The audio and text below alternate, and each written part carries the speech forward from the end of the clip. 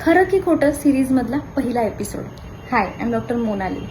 दातांची क्लिनिंग केल्यानंतर दात हालतात, ही सगळ्यात मोठी गोष्ट आपण आजूबाजूला ऐकत असतो की नको नको दात नको साफ करू, तुझे दात हलतील. हे खरं की खोटं आहे? हे साफ खोटं आहे.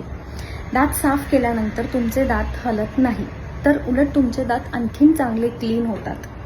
तर काही लोकांच्या दातांवर खूप प्रचंड थर साचलेला असतो आणि तो थर हिरड्यांमध्ये साचून हिरड्यांचं इन्फेक्शन होतं. हिरड्यांचं इन्फेक्शन हे खाली जबड्याच्या हाडामध्ये जाऊन हाडांची झीज होते आणि दातांची पकड सुटायला लागते. पण ती पकड ऑलरेडी सुटलेली असते, त्यावर थर साचून साचून ते दात तिथे जमलेले असतात. पण जेव्हा आपण क्लिनिंग करतो तेव्हा काही पेशंटमध्ये तो थर निघाल्यामुळे ते दात तुम्हाला थोडेसे लूज वाटायला लागतात. ते ऑलरेडीच असतात. क्लिनिंगमुळे झाले का? तर नाही. किंवा तुमच्या दातांची झीज देखील होत नाही. फक्त दातांवर असलेला थर हा मशीनद्वारे क्लीन केला जातो आणि तुमचे दात अजून स्वच्छ होतात. त्यामुळे दातांची क्लिनिंग नक्की केली पाहिजे. थँक्यू.